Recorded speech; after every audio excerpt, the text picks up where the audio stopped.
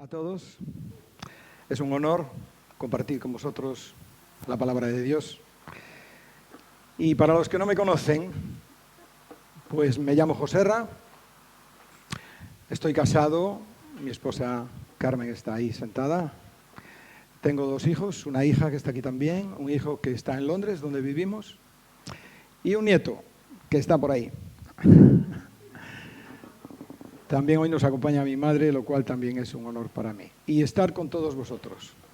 A muchos de vosotros os conocemos ya desde muchos años, a otros no tanto y a otros, bueno, esta es la ocasión de conoceros. Entonces quería comenzar con una introducción. No sé si tenemos el verso por ahí. Una introducción un poco para preparar nuestra atención y nuestros corazones para escuchar a Dios.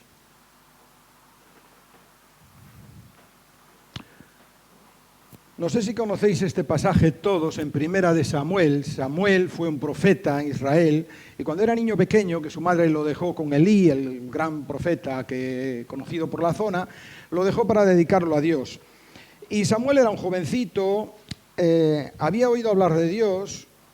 Yo quiero pensar que amaba incluso a Dios, pero no tenía un encuentro con Dios, no conocía a Dios, no había escuchado a Dios, no sabía de Dios de primera mano. Muchos de los que estamos aquí, quizá todos, creemos en Dios, sabemos que Dios existe, contamos con que Dios está ahí, quizá que es el creador de todas las cosas, pero no sé si todos tenemos algo así como una relación personal que podemos decir, Dios es mi amigo, hablo con Él, Él me habla, me dice cosas, Él conduce mi vida. Entonces, algo así le pasaba a Samuel el joven. Y Dios le llamó, en una ocasión estaba él durmiendo en el templo, porque servía en el templo con este otro sacerdote, era como aprendiz de sacerdote, y Dios le llamó Samuel. Él se despertó y creyendo que era Elí que le llamaba, ¿quién otro podía ser? Pues fue allí y le despertó y dijo, sí, Señor, ¿qué, maestro, me has llamado? Y él dice, no, yo no te he llamado, acuéstate de nuevo. Se volvió a acostar y le volvió a llamar Dios, Samuel. Y él se despertó de nuevo, fue otra vez junto a Elí y Elí le dijo, yo no te he llamado, así que vuelve a acostarte. Y así 3 veces. Así que la tercera, Elí dijo, esto es Dios que está intentando hablar con él. Y entonces le dijo al chico, mira, tú cuando oigas que Dios te llama, porque este es Dios que te está llamando, no salgas corriendo, sino quédate allí y dile, Señor, he aquí que tu siervo escucha. Y estate, afina el oído, estate atento, porque Dios te va a hablar. Y esto es una introducción que yo quería dejar hoy con vosotros. Para ponernos un poco el foco, Dios está aquí y Dios quiere hablarnos. No quiere hablarnos porque esté yo, quiere hablarnos porque Dios siempre quiere hablarnos. Dios quiere hablarnos constantemente. Dios quiere hablarnos alrededor de nuestro... Mira, hay mucha gente que dice, si Dios me hablara, a mí me gustaría escuchar a Dios, oír su voz. Te voy a contar algo. Estos días tuve la ocasión de estar con una de mis sobrinas y ella nos contaba los progresos que está haciendo en su carrera. Ella es especializada en comunicación con sordociegos. Personas que no oyen y tampoco ven.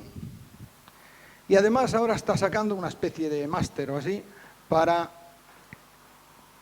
comunicarse con sordociegos y autistas. Y hay personas así.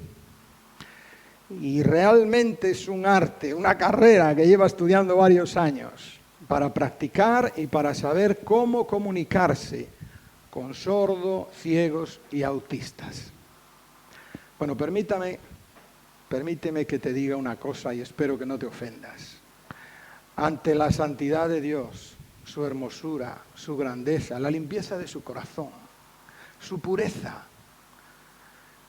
Él es espíritu y nosotros pues somos seres humanos, fallidos, de problemas. La Biblia a nuestras faltas le llama pecado. O sea, suciedades que hay en nuestro corazón. Ante Dios, espiritualmente nosotros somos sordos, ciegos y autistas. Y Él quiere comunicarse con nosotros. Pero no le es muy fácil, ¿eh? Y no es por parte de él. ¿Crees que cuando mi sobrina trabaja con los sordos, ciegos, la dificultad en la comunicación es por parte de ella? Tú cuando estás con ella puedes comunicarte perfectamente. Es por parte de las personas que no tienen todas sus capacidades, ¿verdad? Dios quiere hablarnos hoy. Dios quiere hablarnos en cada momento. Dios quiere hablarnos de muchas maneras, como dice la Biblia. La Biblia textualmente dice, Dios nos ha hablado de muchas maneras. Y por último nos ha hablado por el Hijo, refiriéndose a Jesús. Bien, pues es simplemente una introducción para animarte a que tu corazón esté abierto, a que tus sentidos espirituales estén atentos. Sabes, a mí las predicaciones aburridas me resultan insoportables. Espero que hoy no tengamos una de ellas. Pero ¿sabes qué te digo? Cada vez que yo escucho una predicación, independientemente de quién es el predicador o lo aburrido que sea, yo digo, Señor, háblame, dime algo.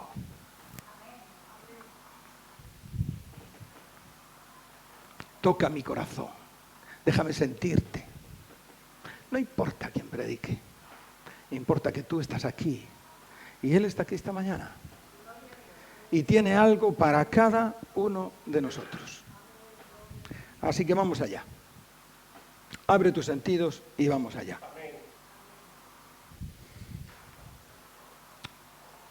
Me gustaría comenzar, como no os conozco a todos, y cada uno, ¿verdad?, tenemos nuestra vida.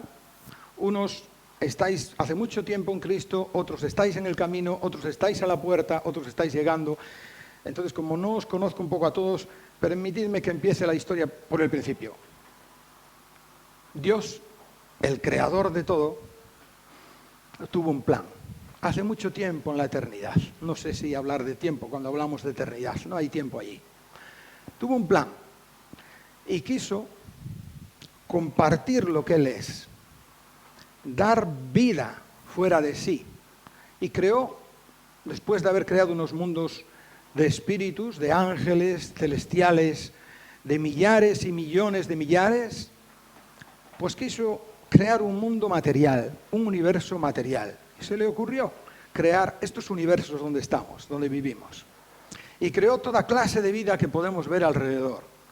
Y dijo después, voy a crear al hombre, al ser humano, a mi imagen y semejanza, que se parezca a mí, con un toque personal de mi parte.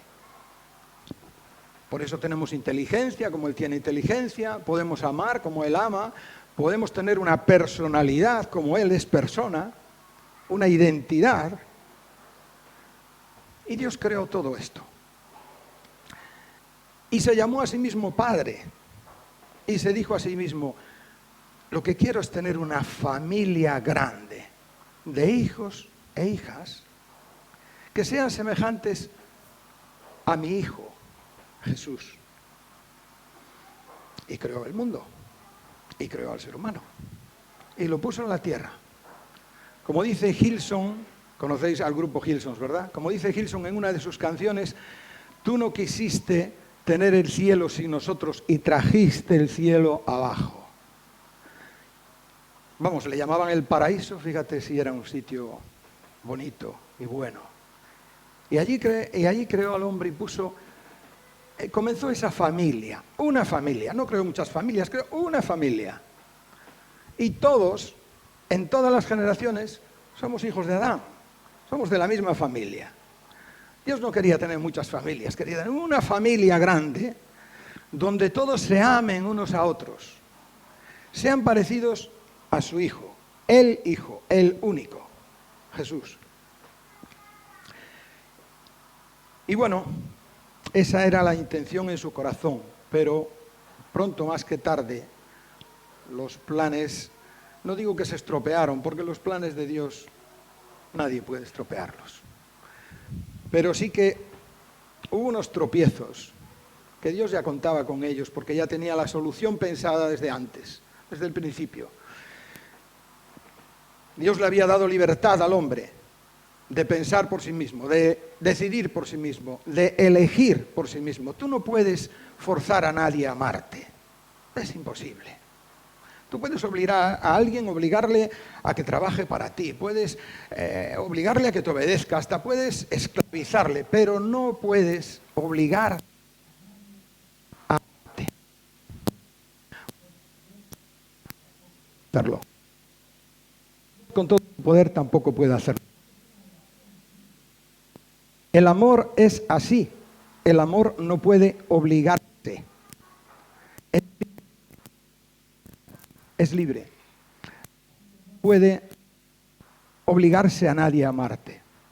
Por tanto, cuando tú amas a alguien y pretendes una reciprocidad que te ame a ti, te arriesgas, corres un riesgo. Corres el riesgo de que no te ame como tú esperas. Corres el riesgo de que te ame de una manera egoísta, si es que eso es amor. Corres el riesgo incluso que te traicione, o que deje de amarte, o que finja amarte, ¿verdad? No podemos amar a Dios a la fuerza. Por eso Dios sabía que o nos dejaba con libre albedrío para ser nosotros mismos en libertad y amarle en libertad, o no podría conseguir que le amáramos. Y Él sabía que al darnos esta libertad íbamos a fallar, le íbamos a traicionar. No había otra, no había otra. O sea, si das libertad, en esa libertad la gente fallará. Nosotros no somos como Él. Él es perfecto. 3 veces santo, dice la Biblia, por si una no llegara. Pero nosotros no. Él es impecable, no tiene mancha ni falta, no se equivoca nunca, no se arrepiente.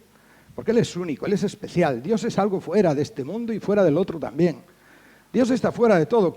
No creo solo la tierra, creo los cielos también. Sin Él no hay nada.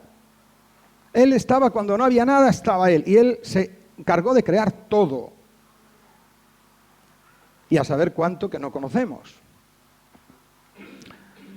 El caso es que Dios sigue con su plan y quiso recuperar esa idea que tiene, ese sueño que tiene. Yo le llamo el sueño de Dios.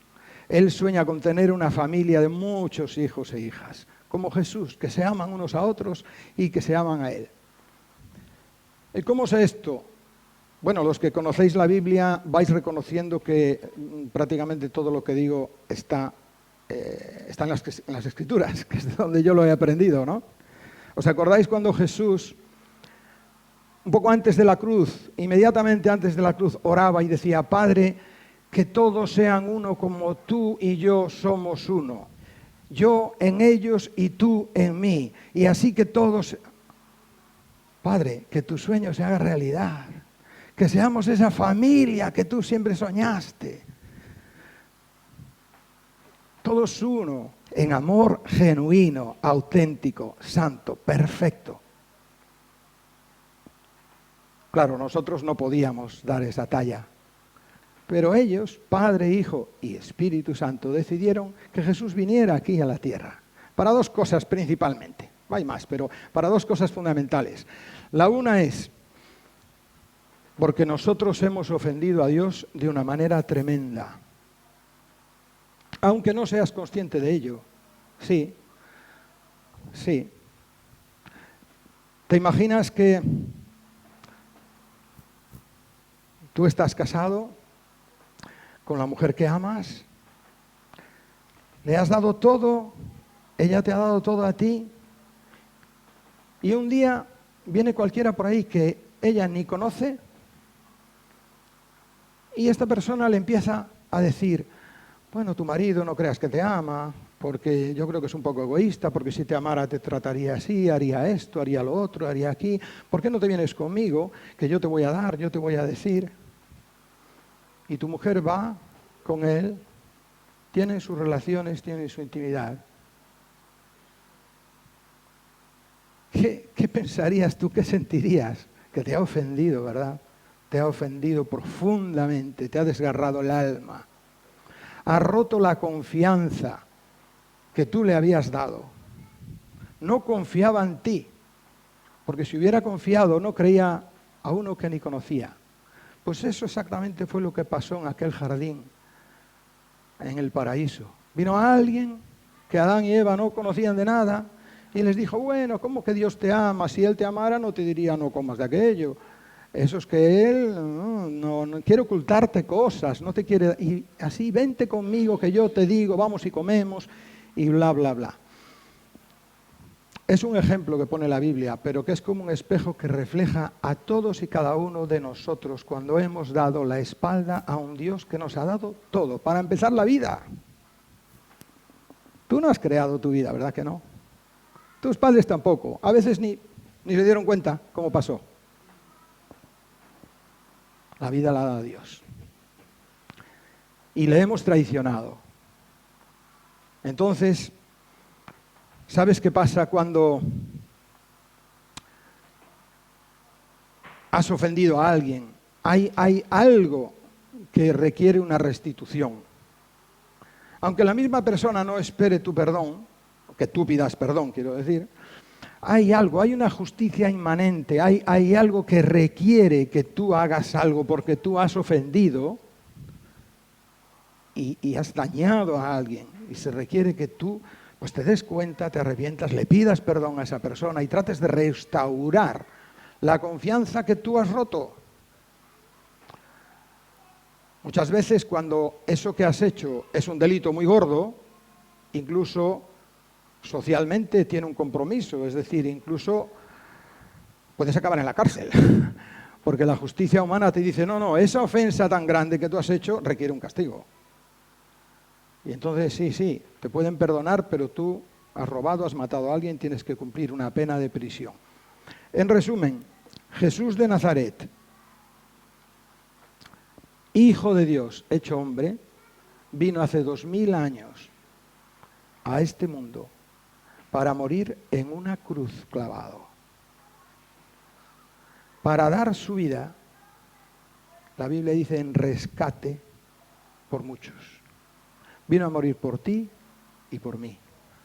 Vino a pagar esa ofensa que tú le habías hecho a Dios y requería una restitución fuerte. Porque mira, con Dios no se juega. Tú no has ofendido a uno cualquiera, has ofendido al Creador, has ofendido a Dios, al que te dio la vida. Jesús vino para que tú y yo fuéramos perdonados. Claro, esto solo aplica a aquellos que aceptan ese perdón, que vienen a Él, que ponen su vida en sus manos. Si tú dejas tu vida en tus manos como va, pues tú eres el responsable allá de ti. Si tú dejas tu vida en manos de Jesús, Jesús cuidará de ella. Jesús cuidará de ella. Y Él dijo que de las ovejas que su Padre puso en su mano, no se pierde ni una, porque Él las cuida. La salvación que Dios tiene para ti, para mí, es muy grande. Es una salvación muy grande.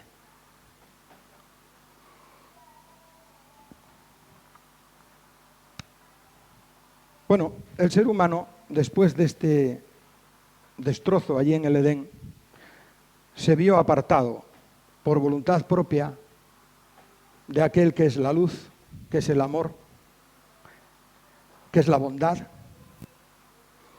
que es la fidelidad, que es la belleza. Y si tú te apartas de la luz, ¿cómo quedas? ¿Cómo quedas? En oscuridad. Y si tú te apartas del que es el amor, porque Dios no tiene mucho amor. La Biblia dice que Dios es el amor. Todo amor viene de Él. Sin Él no hay amor. Fuera de Él no hay amor. Y el amor que hay son como salpicaduras de su amor hacia afuera. Nosotros, si tenemos amor por nuestros hijos, por nuestra pareja, por nuestro vecino, es porque el amor de Dios, de alguna manera, todavía está dando vueltas en la tierra y salpica y digamos que impregna las cosas, ¿no? Hasta un animalito tiene amor por sus pequeñuelos y todo eso. Un animalito que no tiene alma, que no... El amor de Dios se refleja alrededor, ¿verdad? Pero si nos apartamos de la luz, en lo que quedamos es en oscuridad. Si tú te apartas del calor, te vienes al frío. No es que el calor te condene al frío, no, es que te has apartado del calor y te has quedado en el frío. La Biblia dice que todos estamos condenados, pero no porque haya un Dios malo que nos dice, ahora me voy a vengar de ti y te voy a dar, porque... No, es porque si te has apartado del amor, te has quedado en una tierra donde no reina el amor, más bien reina el odio y se va a ir imponiendo cada vez más y más. Cuanto más te vayas apartando de Dios, más te alejas del amor. Cuanto más te alejes de la luz, más penetrarás dentro de la oscuridad. Al principio igual es un poquito de penumbra, pero es oscuridad. Bueno, pues vino Jesús a esta tierra y la otra, había dicho que vino por dos razones. Una era esa, pero la otra razón, a mi modo de ver, es que Jesús vino, como él dijo desde el principio, a extender el reino de Dios en la tierra. ¿Y qué es el reino de Dios? El reinado, donde Dios reina en las vidas de las personas, en el interior de las vidas y también socialmente unos con otros. Dios vino a hacer, como dicen los de Gilson, a traer el cielo a la tierra. Cuando Jesús vino empezó enseñando, el reino de Dios se ha acercado a vosotros. Arrepentíos porque el reino de Dios se ha acercado a vosotros. ¿Arrepentíos de qué? Si yo no he hecho nada malo. Arrepentíos de todo. Arrepentíos de todo, de estar viviendo una vida sin Dios, cuando Dios es tu creador. Y el reino de Dios ha llegado. ¿Y eso qué es? Dios quiere reinar en ti. Dios quiere reinar en nosotros. Dios quiere reinar en su pueblo. Al final Dios quiere reinar en el mundo. En la gente, en las personas. Tener una familia muy grande. Y para eso vino Jesús.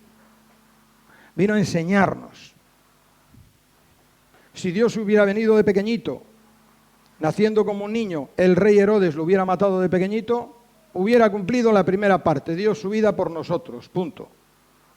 Pero no nos hubiera enseñado sobre el reino de Dios. Por eso estuvo aquí como 3 años, más o menos, enseñando.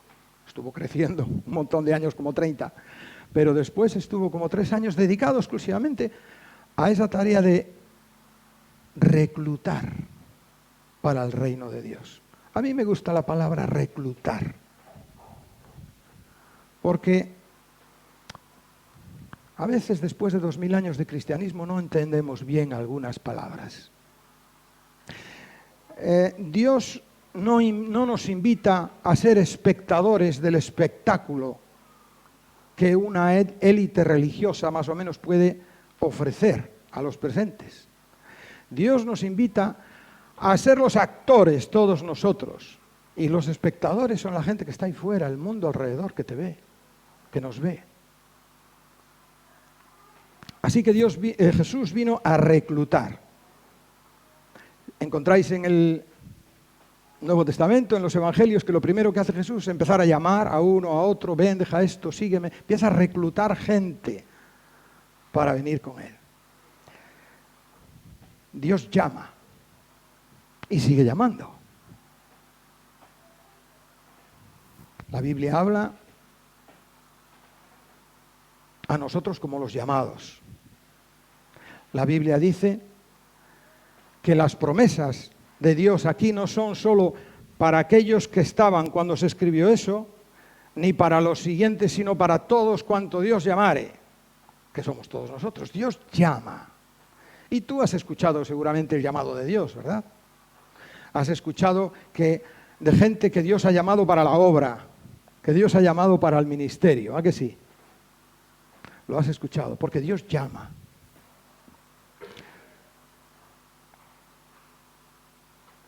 Y Dios llama para la obra, para el reino de Dios. ¿Y qué es la obra? ¿Qué es el ministerio? 2 o 3 personas pueden nombrar algún ministerio para darnos unos ejemplos de qué puede ser el ministerio. Alguien que diga, un ministerio en la obra de Dios. Ánimo, valiente. Un ministerio, ¿qué se os ocurre?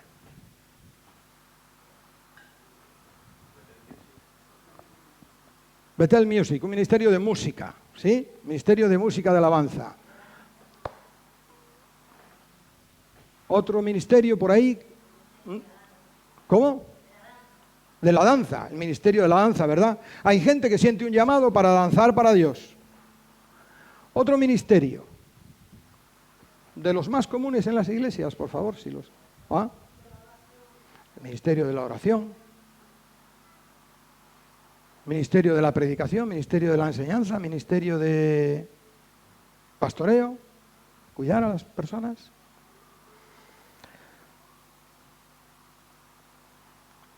Muchas veces, demasiadas veces, corregidme si me equivoco, hemos creído que para el ministerio no todos somos llamados, sino que Dios llama a algunas personas para ese tipo de ministerios.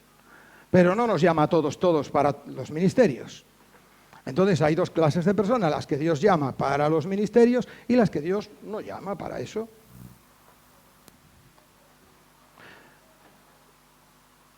Un voluntario, por favor, que pueda leer Efesios 4, versículo 11. Y otro que no lo lea, pero prepare Efesios 4, versículo 12. O sea, el siguiente. Efesios 4, 11, cuando lo tengas, léelo, por favor.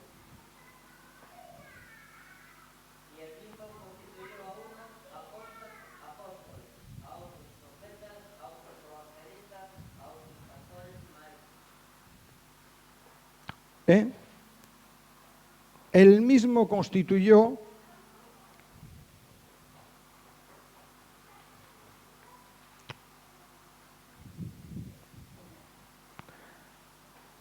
a unos apóstoles, a otros profetas, a otros evangelistas, a otros pastores y a otros maestros. Aquí tenemos los ministerios, ¿no? ¿No son estos ministerios? Estos son los ministerios y lo que normalmente entendemos que son llamados las personas para dedicarse al ministerio, a la obra de Dios. Pues el siguiente hermano, por favor, que lea el siguiente versículo, el versículo 12. A fin de perfeccionar a los santos para la obra del ministerio, para la edificación del cuerpo de Cristo. Caramba. O sea, Él, Jesús, constituyó a algunos ser apóstoles, profetas, evangelistas, pastores y maestros para el ministerio. No, para el ministerio no. Dice el versículo siguiente, para capacitar a los santos para la obra del ministerio. Entonces la obra del ministerio no era para estos. Especialistas, dedicados, misioneros. No. Dice, si no entiendo mal, el versículo 12, que estos están ahí, por cierto, son ministerios también, claro, porque ministerio, ¿sabéis qué quiere decir? Viene del latín, minister, quiere decir servicio. Lo que pasa ahora suena muy rimbombante, pero quiere decir servicio, servir unos a otros, ¿no? Ministro es un siervo, un servidor. No parece, ¿verdad? Los ministros.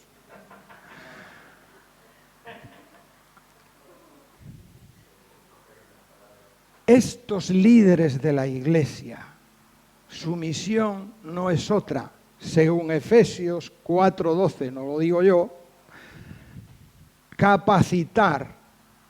¿Sabes que el idioma original dice equipar?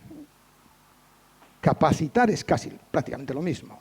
Es dotar, enseñarles, entrenarles, prepararles, darles el hueco, empujarles, darles las facilidades, promocionarlos para la obra del ministerio que es edificar el cuerpo de Cristo.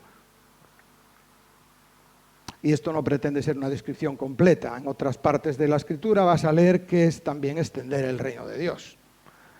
Vete a Mateo 28 y ahí verás la obra del ministerio universal para todos los creyentes. Le llamamos la Gran Comisión, que es predicar el Evangelio a toda criatura, como hemos oído tanto. No, pero hay más, hay más. Aquellos que se les manda predicar el Evangelio a toda criatura, no se les manda solo eso, hay más. Orando por los enfermos para que sanen, echando fuera demonios, bautizando a la gente en el nombre del Padre, del Hijo y del Espíritu Santo. Mateo 28, la Gran Comisión es el paquete completo, no un cachito del versículo. Es decir, extender el reino de Dios es obra de todos los llamados a ese ministerio. ¿Y cuáles son los llamados? Todos. Todos. O sea, tú también, para entendernos. Tú también. Dios te llama porque tiene una salvación muy grande. Quiere que tú vivas ese reinado de Dios, que es amor, que es luz, que es paz, que es perdón, que es gozo, que es alegría, que es paciencia, que es mansedumbre, que es obediencia. Dios quiere que vivas eso primero en tu vida. Por eso Él viene primeramente a ti. No te vas a extender el reino de Dios cuando el reino de Dios ni ha venido a tu corazón. Pero una vez que el reino de Dios ha venido a tu corazón, porque tú le has abierto las puertas de par en par y le has dicho, Dios, ven a reinar a mi vida, que lo vas a hacer infinitamente mejor que cuando reino yo. A partir de ese momento, el Señor te recluta, te recibe, te perdona, te abraza, te sana y va en un proceso. Lo siento que no lo puede hacer todo de golpe porque no lo resistiríamos, pero va en un proceso poco a poco, como el orfebre que coge un diamante en bruto, que es una roca fea, y le va tallando y le va quitando las lascas y crea un diamante precioso. O aquel alfarero, yo he hecho de joven alfarería, no sé si alguien ha practicado en eso, pues coge un montón de barro que se ha cogido de ahí de la tierra, se ha mezclado con un pelín de aceite y se empieza a amasar y se le empiezan a quitar las piedras, los palitos, se lava mucho con agua y luego se machaca y se vuelve a machacar y ese eres tú y Dios manejándote, sacándote los palitos, las piedrecitas y amasándote. Pero es que luego va a empezar a hacer un jarrón y una obra preciosa. Poco a poco, poco a poco. Cuando lo ves al principio, solo ves que tiene las manos completamente manchadas de barro y cae barro por todos los lados y no ves ahí mucha cosa, pero va surgiendo, va surgiendo, va surgiendo. Y al final hace una obra preciosa.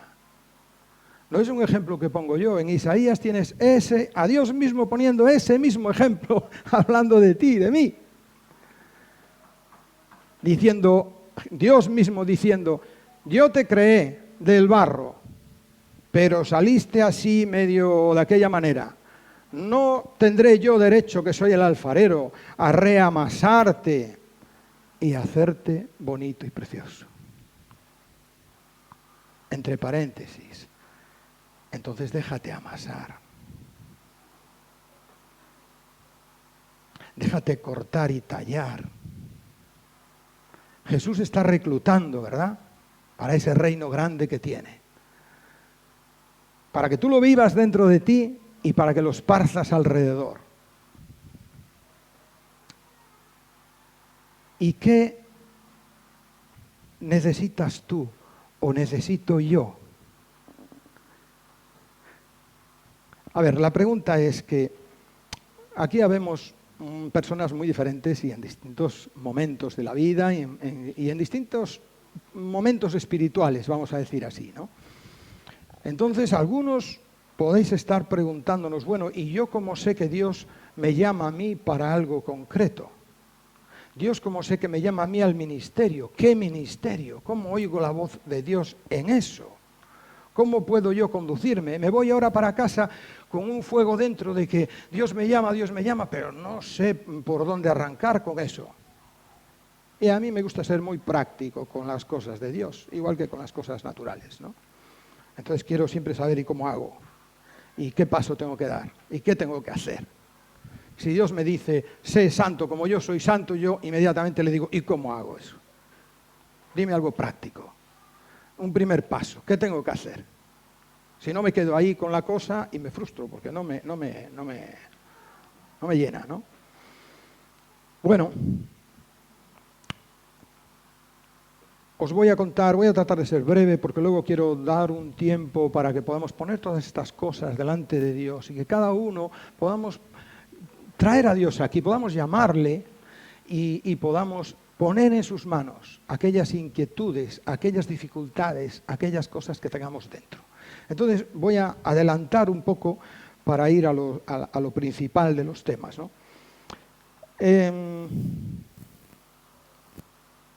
Voy a poner algunos ejemplos de los muchos que me he encontrado en la vida, ¿no? Hace un tiempo estaba yo sirviendo en una misión evangélica que tiene que ver con literatura, con Biblias, con libros y todo lo demás, ¿no? Y entre las tareas que yo hacía, traducía del inglés al español las peticiones de oración que la misión enviaba por todo el mundo acerca de todo el mundo. De manera que nosotros en CLC Vigo pudiéramos estar orando por CLC Indonesia, sabiendo cuál es el problema específico que aquellos hermanos que conocemos sus nombres y sus situaciones y orar por ello. Yo lo traducía del inglés al español para el mundo hispano, ¿no? Y lo mandaban, porque así se iba traduciendo en todos los idiomas. Se preparaban en inglés por alguien en Inglaterra y luego pues se iba traduciendo y se iba mandando a los distintos países que no hablaban inglés. Y me encontré en una ocasión que había algunos países que cuando tenía que traducir las necesidades de oración de la obra misionera allí, el nombre de la persona que representaba allí la obra estaba como en clave. A lo mejor ponía pájaro blanco, o ponía elefante azul, o ponía tórtola de la mañana. Y me encontré que la ciudad y la obra allí también estaban en clave. Entonces me di cuenta que en ese universo de CLC es una obra misionera que lo que tiene en su corazón es llevar Biblias y libros cristianos a lugares donde es muy difícil, donde está prohibido, donde está perseguido, o donde no se puede mantener porque no se pueden vender libros porque no es rentable, como por ejemplo en España. En lugares donde es complicado, donde no hay libros cristianos porque es que no hay manera, pues allí CLC tiene un peso en el corazón por ir allí, ¿no? O sea, por extender el reino de Dios. La obra del ministerio no es únicamente predicar el evangelio ahí fuera con un megáfono. Desde luego que eso sería parte de la obra de Dios y muy buena. La obra de Dios no es solamente ir a plantar iglesias a medio África, que claro que es. La obra de Dios es muy amplia. A mí me recuerda a un ejército. A un ejército que está en guerra. Hay soldados, ¿verdad?, que están en el frente disparando bombas y cañones a los supuestos enemigos, ¿no? Pero, digamos, la misión de ese ejército no son solamente los soldados que están en el frente. La gente que colabora, que participa en esa obra, en esa misión bélica en este caso, perdonad el ejemplo, pero se me ocurre porque tiene mucha similitud en otras cosas. Pues hay muchísimo que hacer en una situación de guerra para colaborar con el país para defenderse frente a enemigos. Os voy a decir algunos ejemplos. Los soldados que están en el puro frente de batalla allí disparando no tienen tiempo ni ocasión para hacer la comida. ¿Y cómo comen? Están una semana sin comer. Entonces no disparan, se mueren de hambre. Hay servicio de catering en todas las guerras. En todas las guerras hay gente que se dedica a preparar la comida y llevarla allí donde caen las bombas y los misiles y las cosas para que coman sus soldados, porque si no, no pueden seguir combatiendo. Esos son parte de la obra. Y no disparan un tiro. Sabéis que tienen hasta servicio de correo. O sea, los ejércitos consideran muy importante que el soldadito que está en el frente arriesgando su vida reciba cartas de la novia, de su madre, y pueda enviar una carta a no sé dónde, a otro país. Hay un servicio de correo. Hay gente que arriesga su vida para hacer llegar ese correo allí mismo a la punta del enfrentamiento. Hay espías que ni siquiera están allí, en el frente. Están en la boca del lobo, de incógnito, mis hermanitos de CLC, en esos países. Donde te juegas la vida solo por abrir la boca, están allí, de espías, extendiendo la obra adelante, el reino de Dios. Me acuerdo cuando ¿cómo se llama este país que está cerca de India? País muy pobre cerca de India. ¿Os acordáis cuál es? Bangladesh. Me acuerdo cuando los hermanitos de la librería que teníamos allí, les cayó una bomba en la casa de al lado, explotó la casa de al lado entero. Ellos cerraron la librería y se salieron del país. Al medio año más o menos venían en las oraciones que estaban orando para poder volver, que a ver si Dios les abría la puerta. Porque tenían fuego dentro para volver a la batalla, ¿no?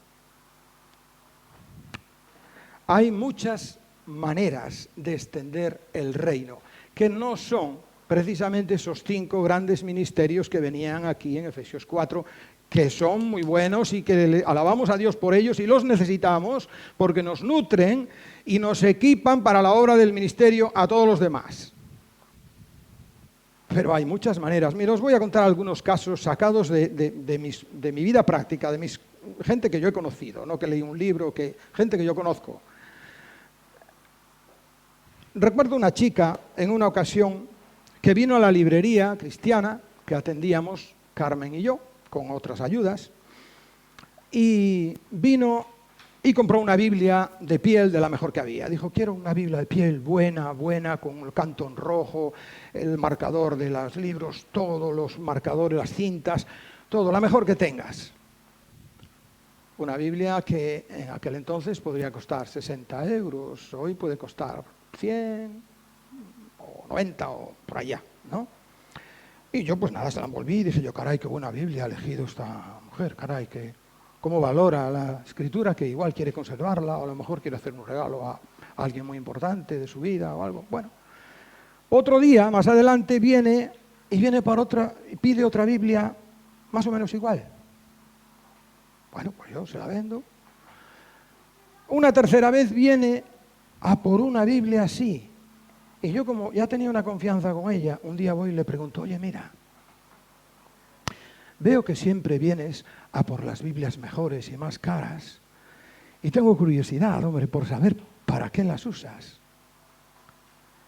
Y la respuesta me dio una enseñanza como la copa de un pino. Me dijo, mira, yo soy una persona muy tímida. Muy tímida. Me cuesta hacer relaciones. Me cuesta hablarle a la gente. No soy capaz de hablar fluido. Yo quiero hablar del Señor, pero no sé cómo hacerlo. De mi natural no me sale, no tengo don de gentes. Pero he descubierto que si yo tengo una amiga que quiero que conozca al Señor, digo, le voy a regalar la Escritura, la palabra de Dios, para que Dios le hable directamente de la palabra. Pero si le regalo una Biblia de 6 euros, mi amiga que no es creyente y que pasa de Dios y que no quiere saber nada, la va a tirar en la papelera en cuanto yo me vaya. Y he pensado yo que si le regalo este libro, esta Biblia, con esta presentación, esto no hay nadie que lo tire. Esto es una joya. Solo verlo, cómo huele, qué presentación, qué grabados en el lomo. Pues la va a leer. Y entonces, pues voy juntando dinerito y cuando puedo, digo, voy a regalar otra Biblia a otra amiga. Voy a regalar a otra amiga otra Biblia. Y se marchó de allí y yo dije, gracias Señor por esta evangelista que tienes. Bendice su obra de evangelismo, Señor. Haz que esas Biblias lleguen a los corazones de las personas y te oigan a ti. Puedo citar mucha gente. Mira, conozco a una persona que toda su vida trabajó en los juzgados. Es funcionario, trabajó en los funcionarios de justicia y siempre trabajó en las oficinas de los palacios de justicia, aquí y allí, en varias ciudades, ¿no? Y me contó un caso,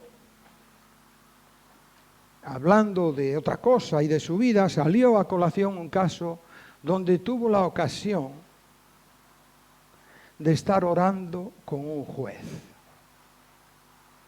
En el despacho del juez, una larga oración, un tiempo de oración, donde el juez, bueno, pues el Señor movió su corazón y demás, ¿no?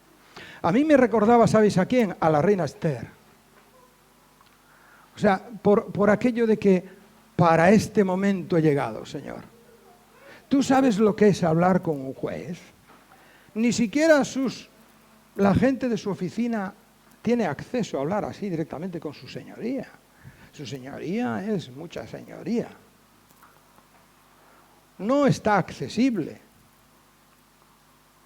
De verdad que en una oficina de justicia, toda la gente que trabaja allí, que conocen al juez de entrar y salir, pues una o dos personas son las que tienen acceso a hablar con él. Los demás, aunque tengan un problema, es tal la diferencia de estatus. Pero mira, Dios tenía a su agente infiltrado exactamente en ese momento para hacer lo que Dios quería hacer con ese juez. Estos son ejemplos que saco yo de la vida diaria de muchísima gente que conozco y de los muchos testimonios. Os voy a contar, yo cuento esto para ilustraros la cantidad de maneras que tú y yo tenemos de servir a Dios a tiempo completo, de ser misioneros a tiempo completo en tu vida diaria, tiempo completo. Si tu vida diaria está entregada a Dios, tú eres misionero a tiempo completo. Si tú separas para Dios los domingos de 11 a 2 más o menos, bueno, pues a lo mejor eres misionero de 11 a 2 los domingos si hay suerte.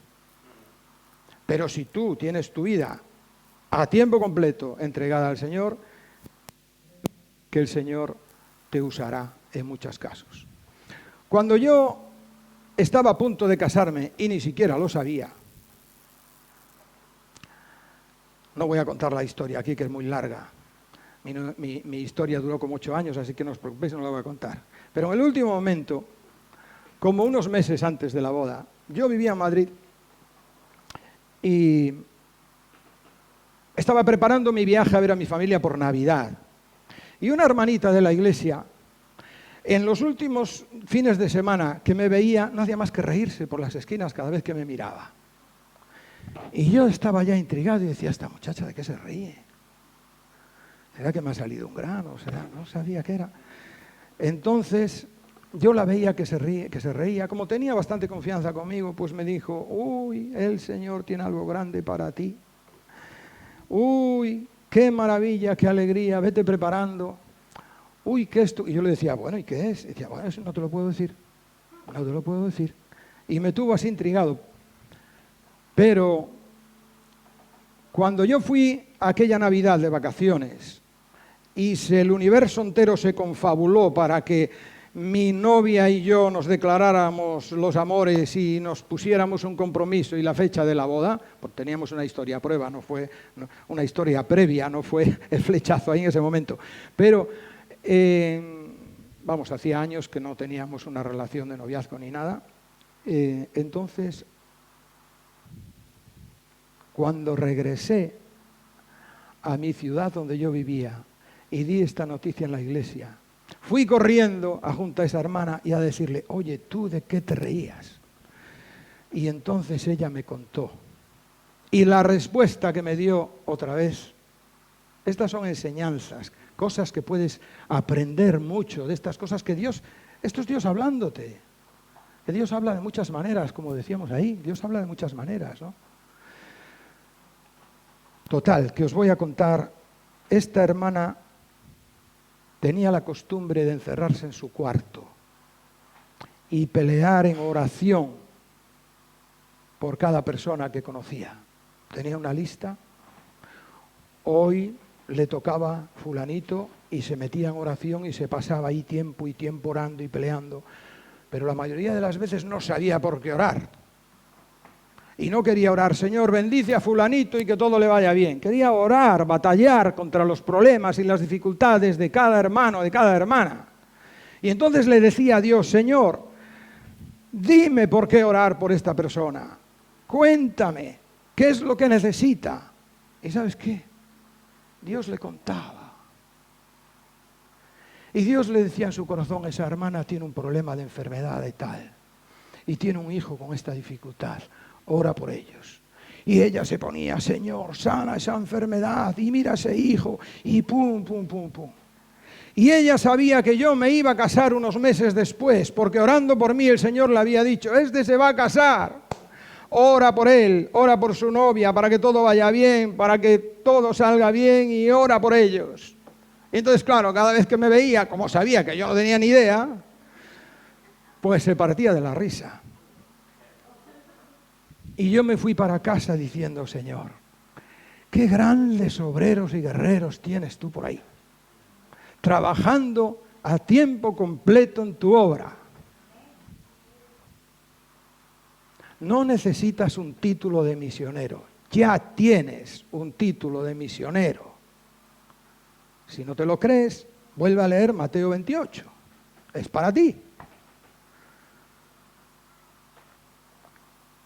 Bueno, pues tenemos que ir dejando por aquí. No hay tiempo para más.